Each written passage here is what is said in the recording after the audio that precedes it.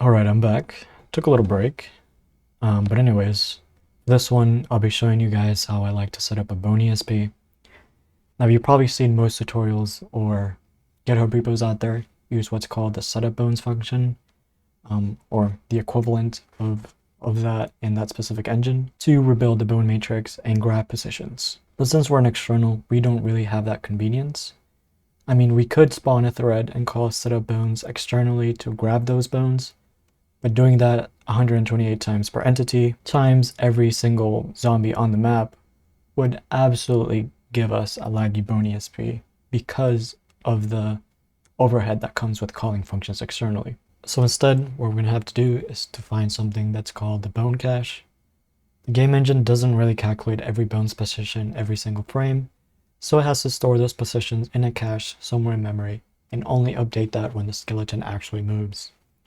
So that means once we find this, we can just grab all 128 bone positions in one go with one read process memory call, instead of having the overhead of calling hundreds of functions externally. By the way, I'm saying 128 here for the amount of bones, but I'm just throwing numbers out there. I don't actually know the amount of bones for each zombie. Now this method I'm going to show you is still way more performant than doing it internally and calling those functions every time.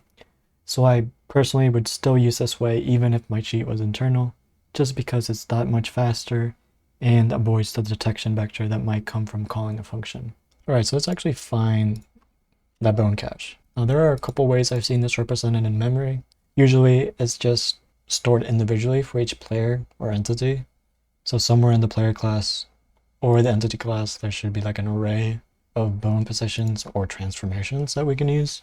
Sometimes game engines get a bit fancy, so they'll store all of the bone transformations in a massive array. So think of like an entity list, but specifically for bone transformations, which is usually significantly harder to find. So we're going to do the first case, which is hoping that it's somewhere in the player class, which I'm pretty sure is the case in the source engine. When you're looking for bones, also make sure you're looking in the client side of things. So if I were to use an entity from the entity list we have here, this is using the server DLL, so it might not have all the client data associated with this specific entity. It might just have the data that the server actually wants. So it probably has the health, or it has the health, it has the position, and some of the flags, and some states that the server wants. But there's no reason for the animations or the bones to be in the server class itself. So it's probably not going to be there. So make sure when you're looking for bones, you're looking at the client side of things and not a subset of the data on the server. So we're looking for pointers because it's usually an array. So an array is we just hover over all of these until we see like a bunch of decimals or something that looks like a B matrix. Keep looking down. Obviously it's not going to be changing because we're not moving. These pointers point to positions, but they don't seem to have any transformations related to them. They're all exactly the same. This is weird. Anyways, we go CS player, and that looks like could be it. What is this pointing to? It's pointing to a different player. This is probably another dis pointer. Anyways, but this seems like it could be it. Let's make this a pointer. Let me make a new class. Call that bones. Oh, I have to scroll back down because reclass is buggy and it doesn't save your position. Let me copy this address, so it's a bit easier to reverse here. Okay, let's see what's going on here, because this definitely looks like bones. It's just a bit different than what you might be expecting. So we have 3 transformations, a position, 3 transformations, a position, and so on. So this is a 3x4 matrix, similar to the B matrix we talked about earlier. What you can do with this is you can get the positions, and using the transformations, you can get the angle of the bone. But usually you don't really need that. So for now, we'll just be using the actual position of the bones. I don't know how many bones are in here though. But this is definitely bones though, which is great. Now, is there something in the player class that actually stores how many bones are in that list? So that would be really useful and save us some reading later on. 512 doesn't match up with the size of the list. It doesn't seem like it. 56, those were not 56 bones in there. Doesn't seem like it. They call that Call this bone pointer. Now let's see if this offset is consistent with the entities themselves. Now the issue is these entities we have here, they're on the server. Like I was saying before, these entities in the server might not actually have the bones themselves, which means we'll probably have to find a different entity list, which sucks. But it shouldn't be too bad because we already have the addresses. Or we already have the stats because we don't want to use the same address. We want to like use something that would be the same in the server and the client. So we could use our positions that we see here in the server and use that to find the base address of the class. But instead of the base address being on the server side, we want the base address that points to the client side. It'll make sense a bit more later. So let me copy this and go back to entity, change this, and it should be a 6C0, which it's not. Like I said before, the server has no reason to store any more data than what's necessary, which is probably, yeah. After here, after the position, it just doesn't care about anything else except the models, their view angles, and their properties, which I guess makes sense. So we'll have to find a new entity list that holds the client side of things and not the server side of things. The good thing is though that there's no reason to have bones for, actually they might be in this other entity list we have, because this was in the engine DLL and not the server DLL. Let me update it with the code we have, because I just forgot to save it from last time. But I guess we're not getting lucky here because this also points to the server side of things, which sucks. So usually what games do is that they have a client entity list and a server entity list, and they probably use this UUID as a way to correlate between the entity on the client and the entity on the server. So we should be able to find another entity list that will have this exact same format of the UID, some addresses, and some type of class ID. And we'll be able to use this UID to find the index of where that specific entity will land on that other entity list. Let's find that other entity list though, which shouldn't be too bad. So let's spawn some zombies here. Use the same method I did last time. Whoops. There we go, and I forgot to stop the game. This should be significantly easier than last time because we do have the entity list that can help us. Let me find the tank somewhere in here so we can see their stats and then just scan for the health. There it is. Copy that. Now we can just scan for the health here, which should be the same on both the client side and server side. So scan for 9 of 5, deal some damage to him, it's 73, and we're probably not going to get any less than that. Then we can check what accesses this address, and this should be a pretty good indicator of what side it's on. This is client, which is great. This one is server, so we don't want this address. Let's get rid of that. Let's check this one out. This one is client, and this one is probably server as well. Yeah, it's a server. So we don't want this address either. Let's check what writes to it. So we see the base address of this class, and this doesn't really help. Let me check the other one. It's the same instruction in both. Usually somewhere further back in this instruction, the entity was still being accessed. So we can just guess and use one of these register addresses. I'm gonna guess it's EVX and check if it looks right. It's 675, and we need to subtract the health offset. Let me open my calculator. Copy this, paste that in there, subtract EC, and if we're lucky, that should be the base address. It's not. So let's try that with another address.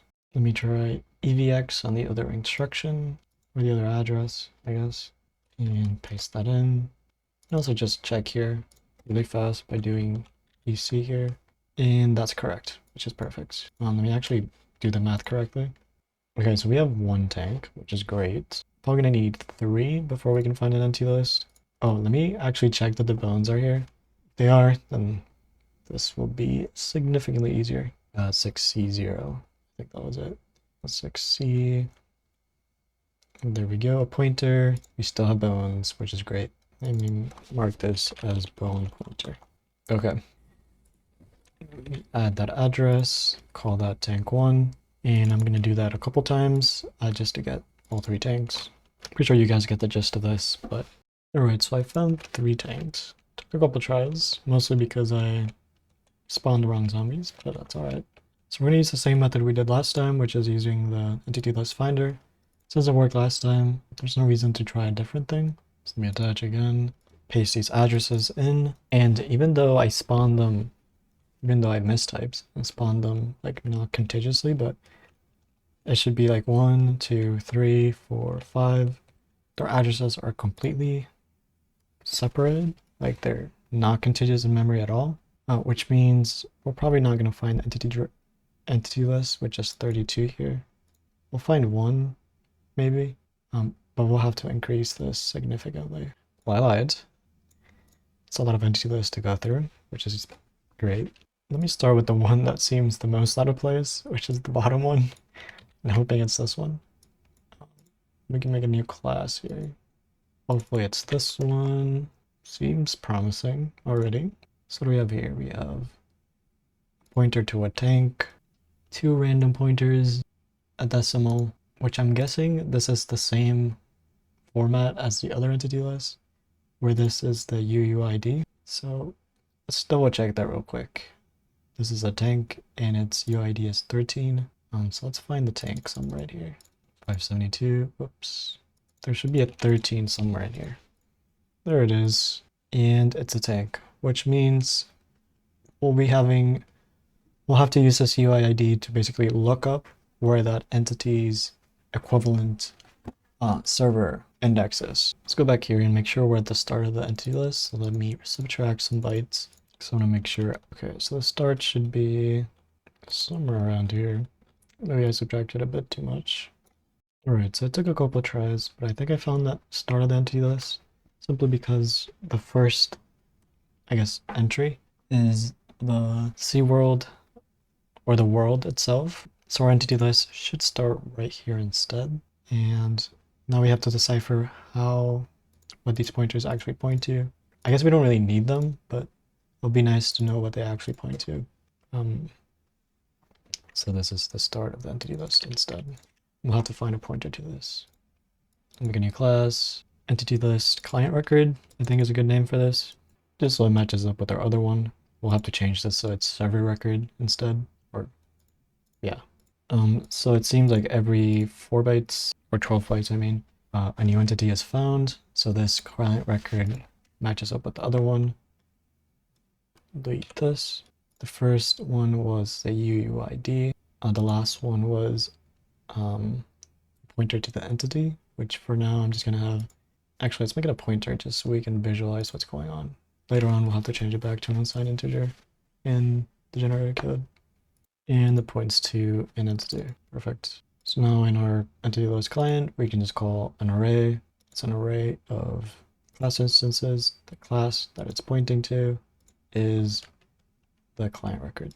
The size of this should be maybe 512, like the server one as well. I guess it gets bigger, so 1024 should be enough. Maybe not, whatever. Okay, so the first entry is me, which is great. Survivors, tanks, nothing. Keeps going. Then we have some other stuff we don't really care about. CS team. So it stores everything on the client. It stores everything. Yeah, so this is an exact copy of the server one we have. So this seems to store everything, just the client version of it. And I'm guessing this is a linked list because this points to the entry before and the entry after. Before pointer and after pointer. I think we'll use this is we can just read it like a normal list. Not sure what this is here for. I guess we'll have to like look at the SDK or source engine source code to figure this out. But we don't really need it. Now we just need a static pointer to this. So let me just grab this address, put it here, and then just pointer scan. Max level is 2, probably. Use the same exact pointer I've always used. And wait. Alright, there we go. We have quite a bit, actually. But since this is on the client DLL, you might as well use a pointer in the client DLL. That's probably going to be the most consistent. I'm just going to use the one with the smallest offset in the client DLL, which is this one. So let's actually start writing the code for this, because this is going to be quite a bit of code. And we need to change a couple things for performance because we're going to be reading a lot of bounds for a lot of entities and reading a massive entity list twice, which is not too great on performance. We're gonna have to make sure everything is as performant as possible, if that's the correct way to say it. Anyways, let me add that pointer real quick before I forget. Let me rename this to just be server. Copy this, paste it. This is going to be the client version of it, and update these two addresses. And that's this one, and it was for the second one. And this one isn't actually 40, I'm pretty sure. I used 40 here because I don't want to include myself, but now that we have two entity list, we have to make sure they line up. Do I have it here? Yeah, this one's normal here, but in mine I have plus 40, which doesn't include the bots or the player. I'm going to remove that so it lines up perfectly. So let me verify that before I make that change. Go back to index 0, go back to index 0, and hopefully some of the entities match. So this is 572, this is 132. Actually, what? I removed it.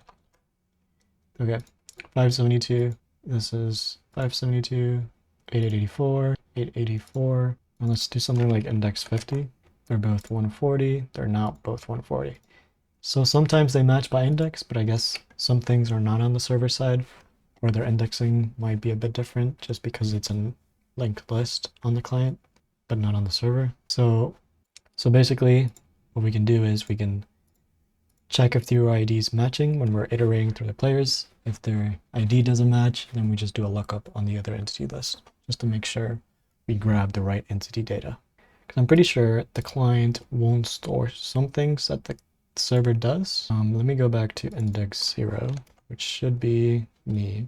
It doesn't have position, it doesn't have max health, it has health but it doesn't have max health, and it doesn't have model name, which is interesting. So we'll have to basically just combine these two the data of these two entity lists just to make sure we have everything, which isn't too bad, but it's just gonna get a bit messy.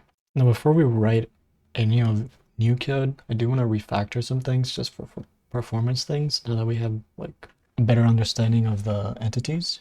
So I think now we don't really need to use a shared pointer for entities. We can just use the this pointer to differentiate between entities across readings. So if we go back to our aimbot.cpp, which is somewhere in here, we're using the shared pointer as a way to keep the same target basically.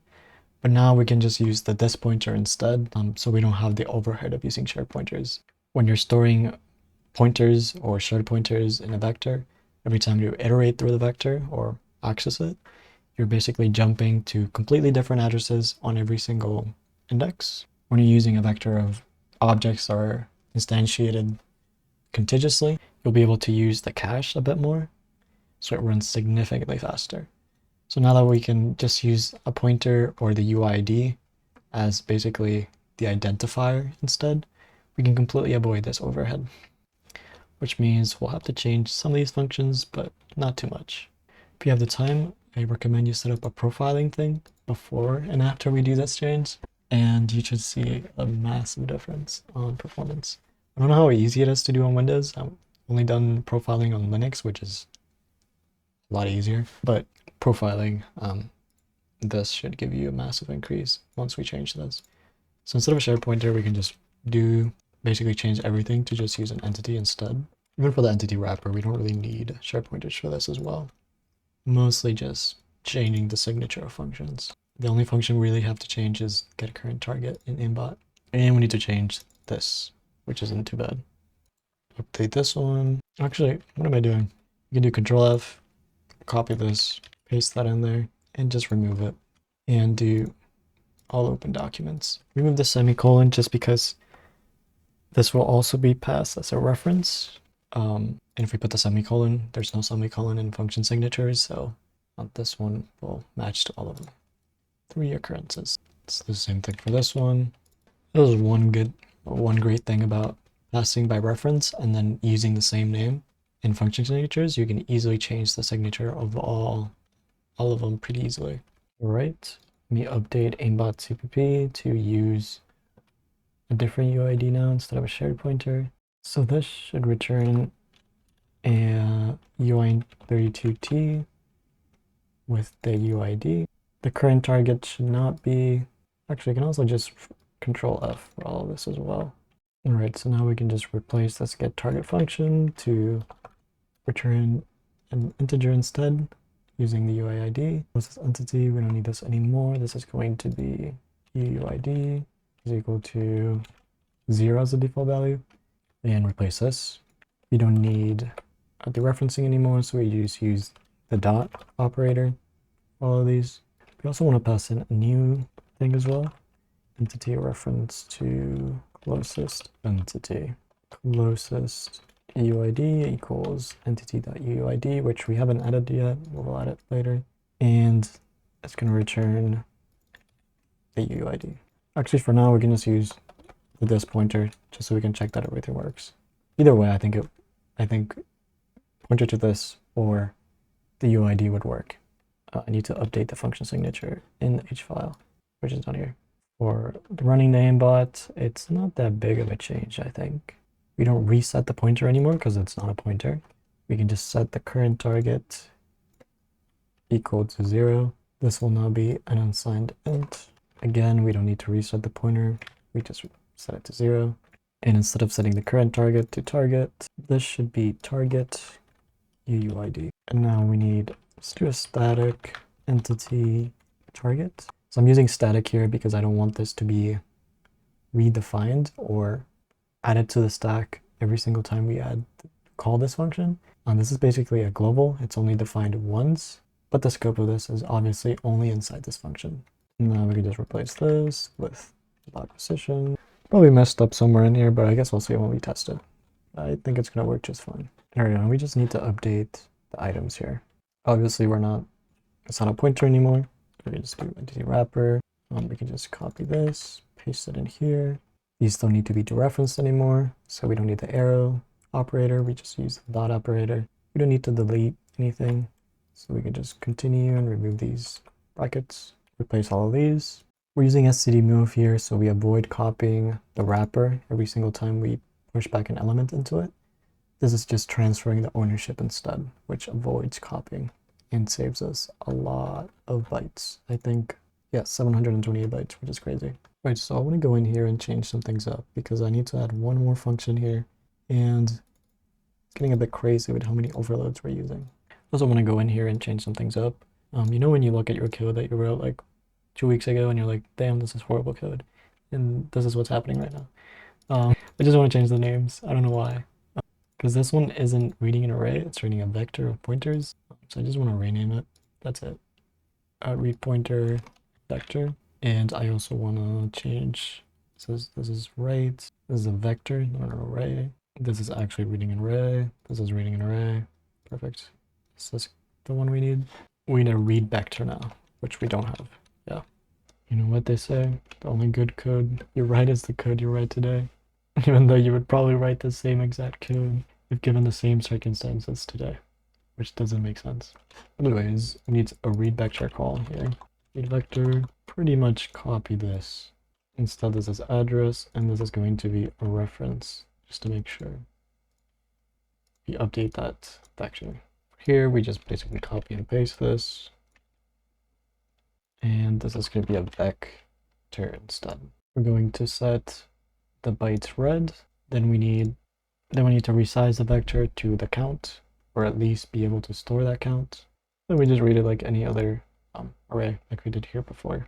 Then we return if the result is true and the bytes read is equal to the size of t times the count. Up here, we also need to change this to be unsigned int 32, and that should work. Current target, let's make it 0 by default. And one more thing we need to fix up here, or need to fix this. We're using a different entity list now, so we don't need this anymore.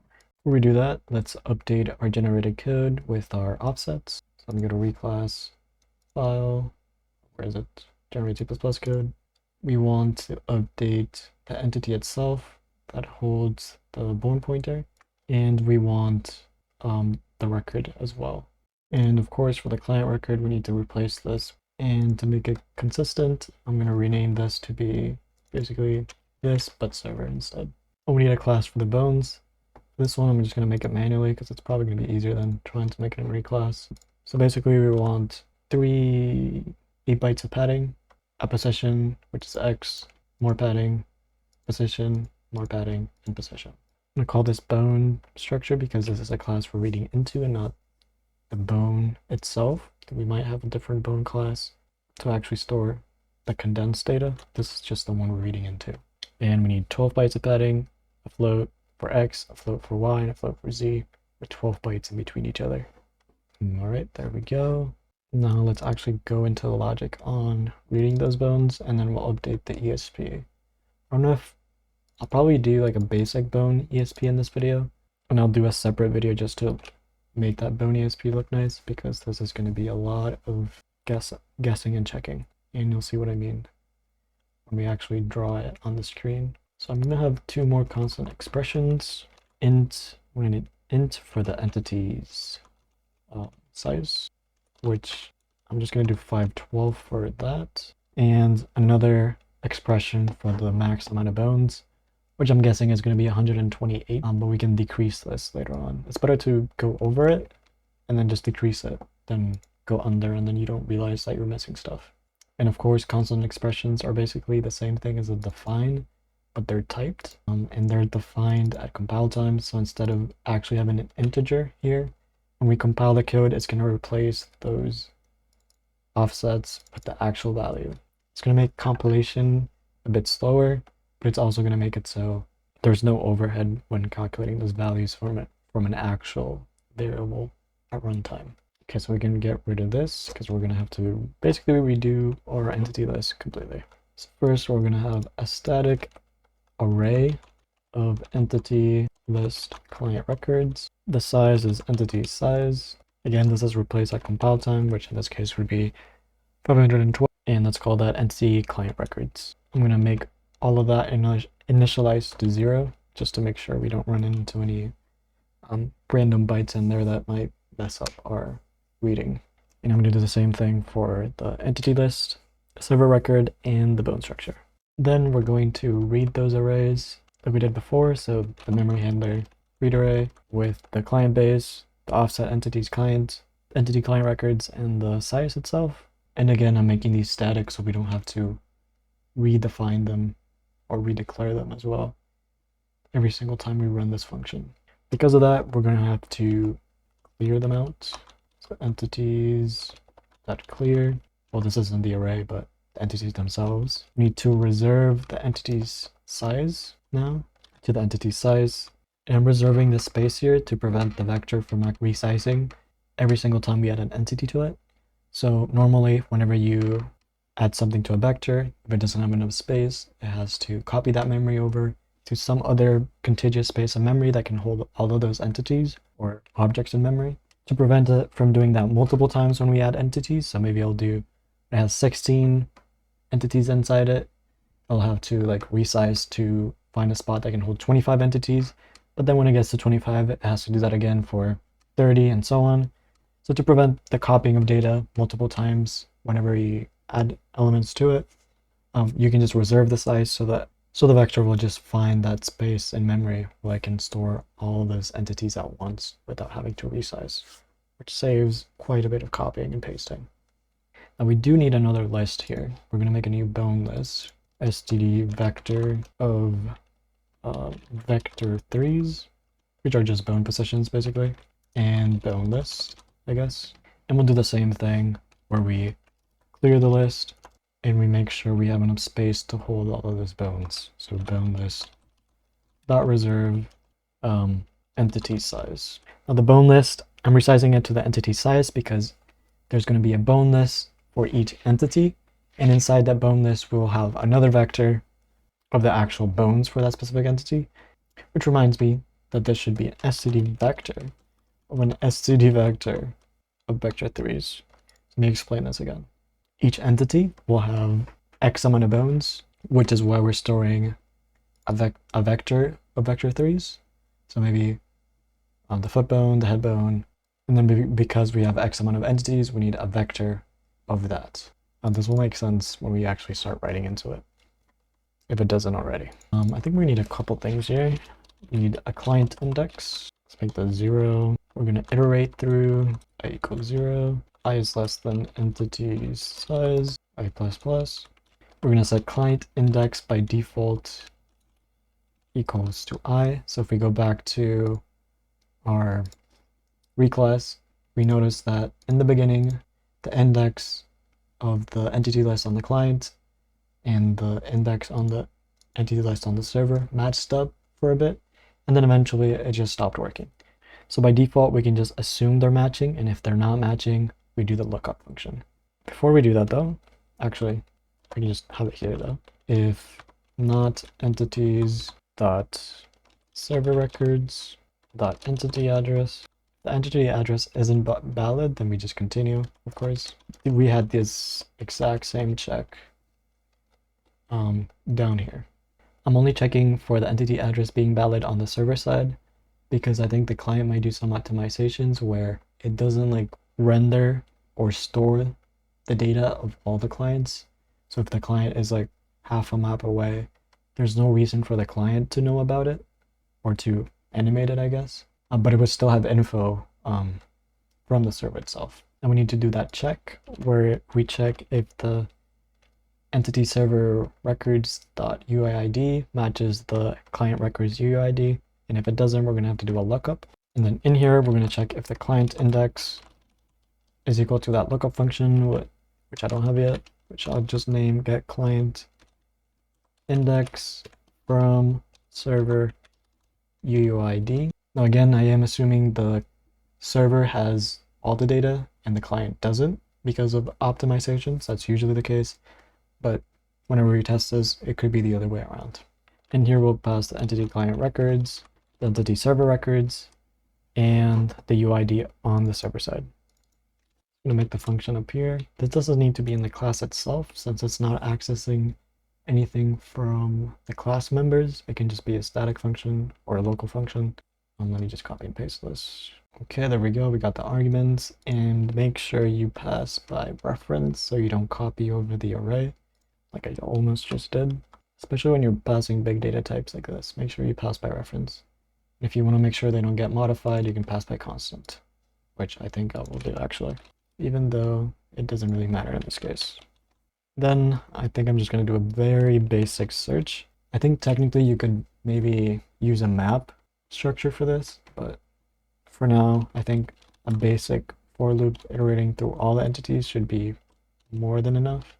But if this isn't enough performance, a map might be better, so you can do a O1 lookup instead of a O1 lookup.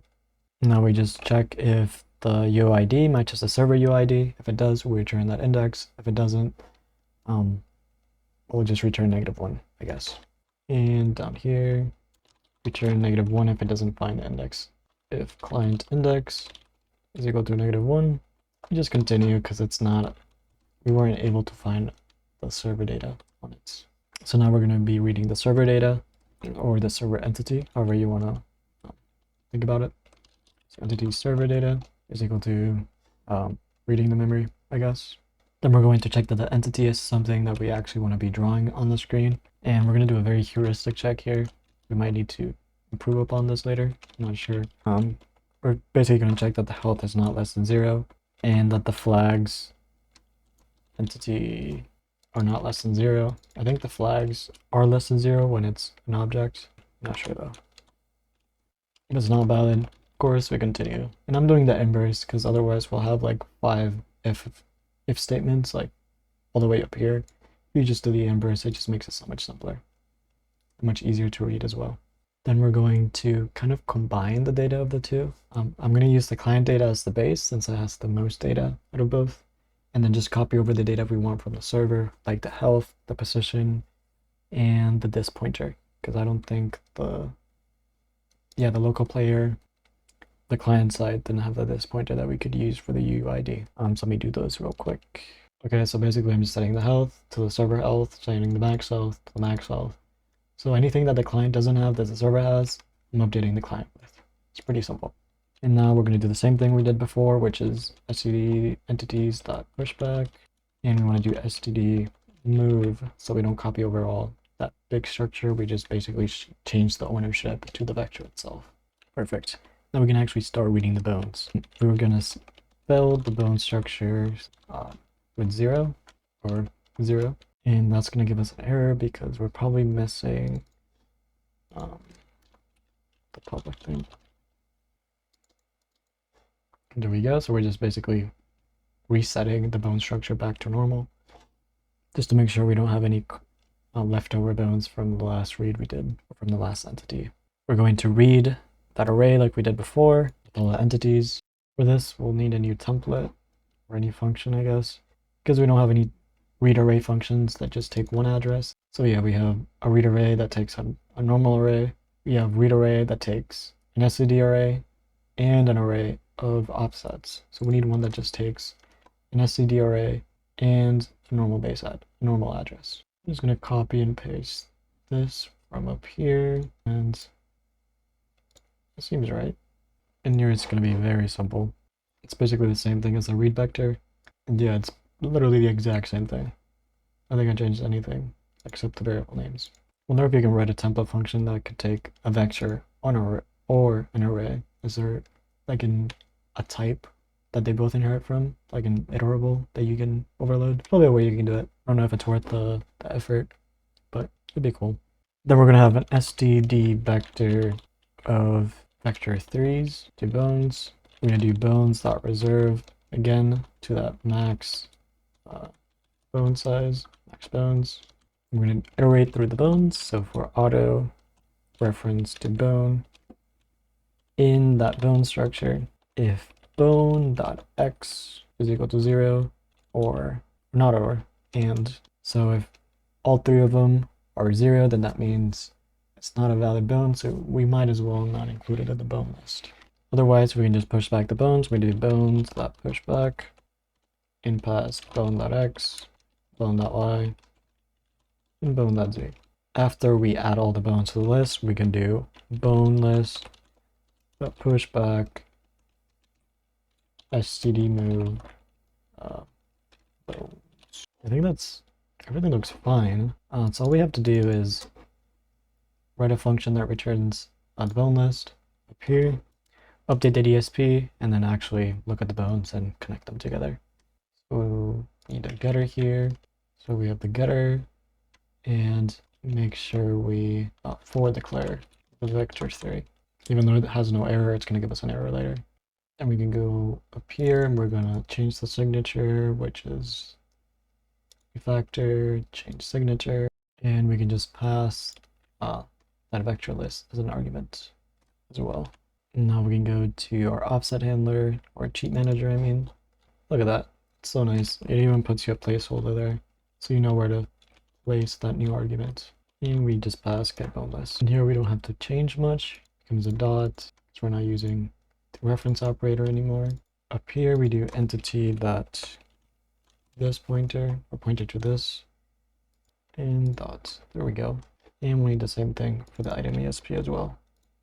We just need a new function to actually draw the bone ESP, or at least the bone labels. I don't know how far we'll get. Just gonna copy this actually. It's gonna be a private function. We draw bone ESP. And here, even if it's not enabled, I'm going to draw the bone ESP. We'll change this later, but just so we can turn off the ESP box and be able to see the numbers that I'll draw in a second. Well, okay, now this is where it gets complicated. For int I equal to 0, we're going to iterate through all the entities. I is less than entities.size. The size of the entities is the exact same size as the bone list because of how we read the bones and entities. And I did this separately, where the key of the bone and the entities is the index, because things like the aimbot don't really need bones most of the time. I mean, you could, but I don't think it matters too much enough for that too, because where you aim doesn't give you extra damage or anything.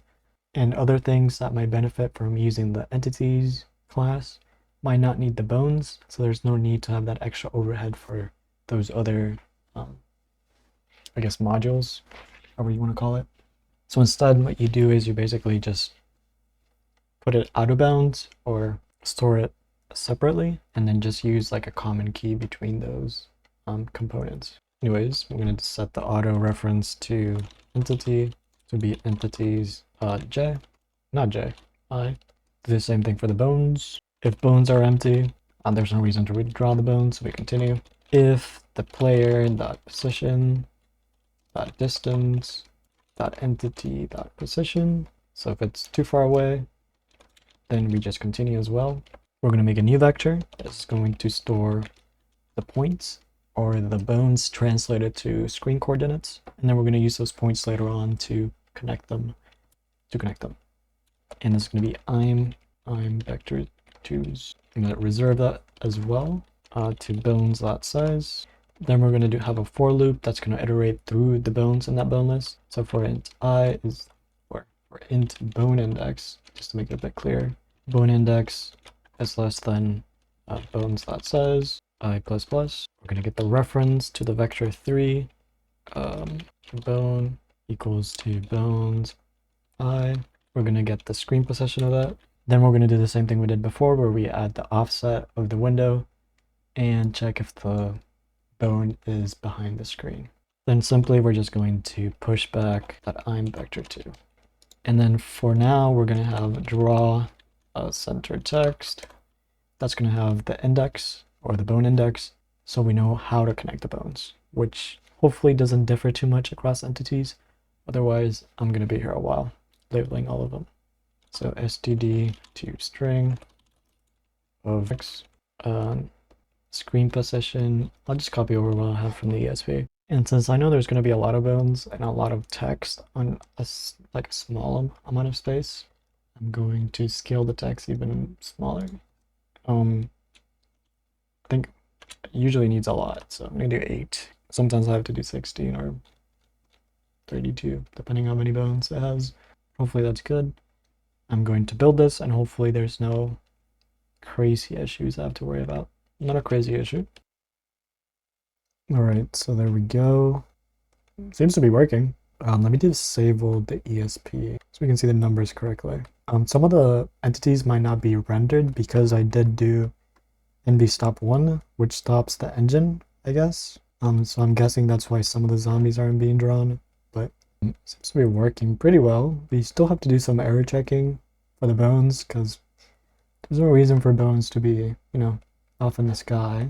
The distance seems to be working. Look at you see how they're indexed. So the right leg is 0 through 4 on normal infected. And let me look at something else.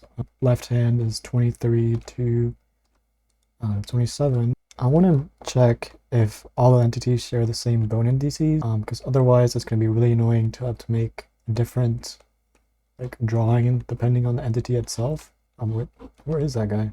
Okay, here he is. So 0 through 4 on the leg, 20 through 22, which is a bummer. Okay, so we'll have to have different list depending on,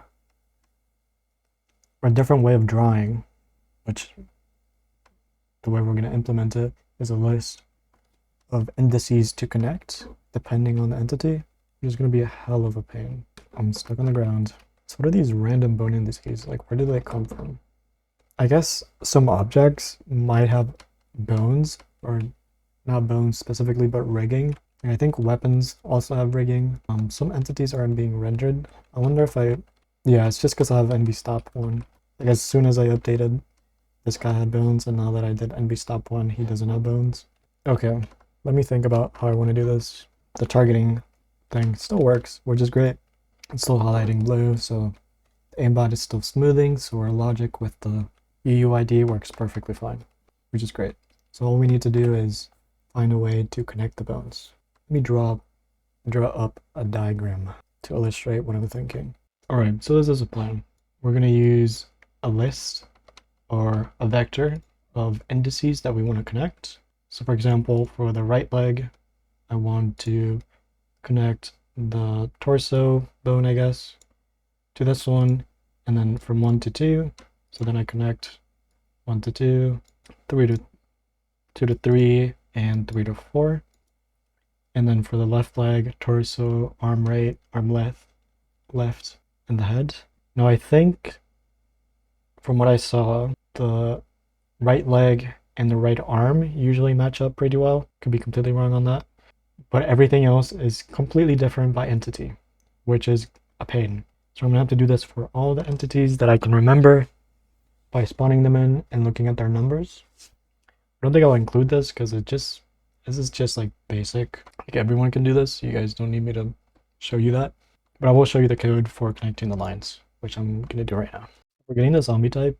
I'm gonna use the same method I used before for the zombie names, where I return a string based on the max health. I'm just gonna flip this around, and instead of returning a string, it's gonna return an enum. I'm gonna make a new enum zombie type with all the types: infected, spitter, hunter, and smoker, which I think are the same thing.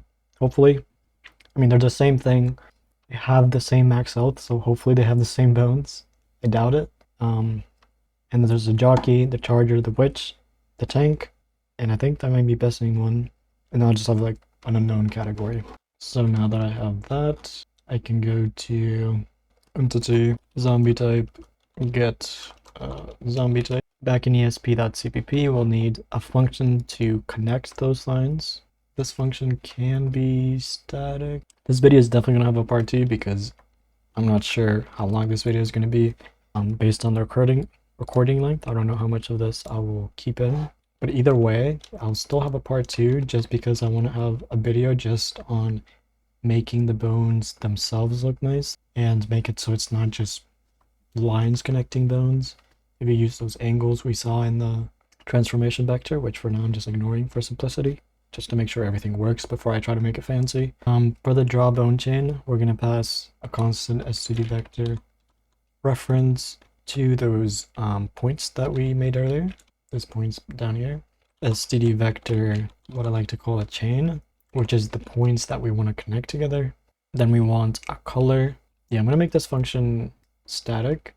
So I'm going to pass the color in here so we don't have to make a public member or a private member for the ESP class. We can just draw this on the bone ESP independently. I'm going to make the color red by default, and the thickness I think is fine to be 1. It's just how thick the line is. We try other ones, but most of the time 1 works fine with MGUI. We're gonna for loop here for int I is gonna start at 1 because the first thing doesn't connect to anything, or the first thing in the chain shouldn't connect to anything. Chain that size and I++. Let's make int A equal to chain of I minus 1. And b equal to chain I. For checking here, I'm going to check if either of them are less than 0, just to make sure we don't get...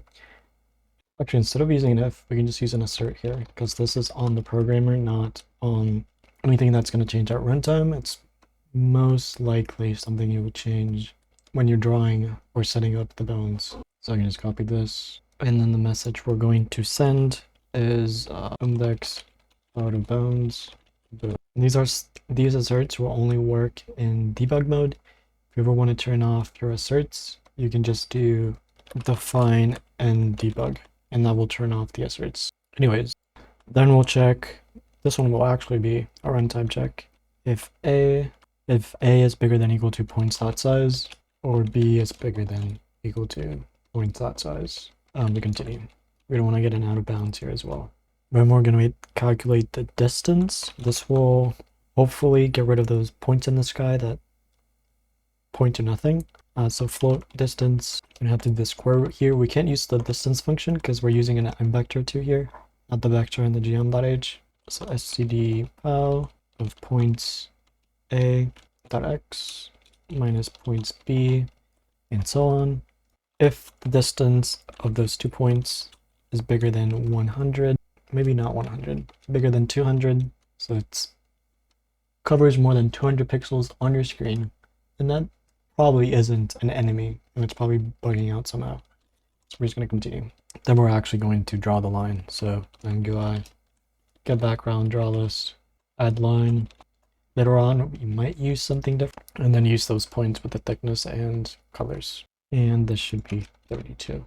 And not color. Seems good to me. Make that assumption that everyone has the same bones for the right leg and the right arm like I saw for the infected and see how that goes, and then try to fix that for the rest of the zombies. So down here, if points that empty, we continue because obviously there's nothing to draw, and then we're going to draw the bone chains. I'm just going to use the one I had on the diagram, just paste those in here.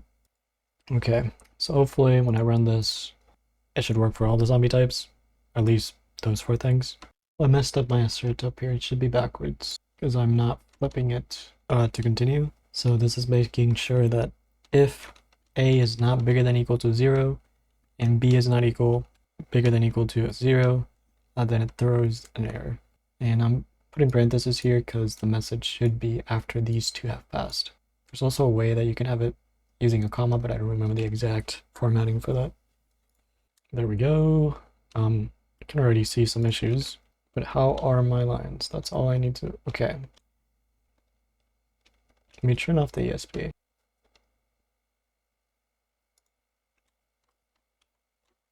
So it works on infected pretty well, which makes sense. I don't know what's going on down there, and with all those random numbers. Let me spawn a tank. Does it work for him? Kind of. Like, it's buggy because I have NB stop 1, but if I don't have NB stop 1, they're gonna attack me, and it's gonna be a pain to see.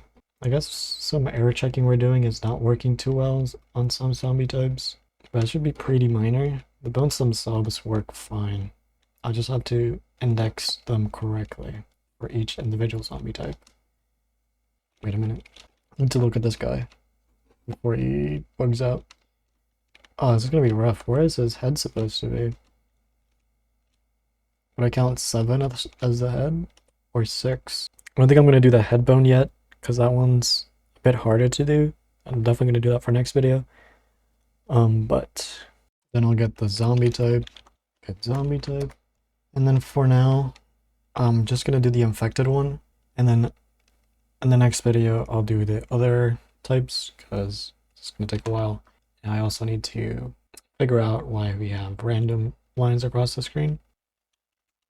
If it's infected, I'm just gonna do the stuff I did on that diagram, and then need some better error checking. So I'm gonna turn on the distance to 100, and I'm going to go to here, and I think we need one more check, because I think some items do have health, or not items, but like props. Like I think the door has health, which is one of the things we're seeing. So we also need to check that the max health is less than the infected. So I think if it's less than 49, since the max health is 50 for infected, if we can just say it's not an entity that we want to be looking at. So hopefully this is good. Alright, hopefully that's enough of it. Otherwise we might need to do some other heuristics to check. That seems pretty good. Never mind. I guess my infected drawing lines aren't too good still. What's going on? Oh, they seem fine. It's just they're being overlapped with others. And I think that's the engine not loading the bones at specific positions because they're not moving. Like I mentioned before, the engine does optimizations where it doesn't update the bone cache if the bone isn't animating. So if I continue the game, we get a whole mess of bones. I mean, it still doesn't look good. We still have a lot of work to do here. But we have like the basis, which is getting the bones, being able to enumerate them somehow. Just have to find a way to optimize them. And it doesn't seem laggy either, which is amazing. See, the bones don't seem to be rendered sometimes. So I think we also have to find a way to force the engine to basically update the bones, depending on if they're close enough to the player. On our own terms, not just let the engine decide that. Like, she should have had bones, but it doesn't seem like she does. This one's dead. I forgot to draw the left arm, which is weird.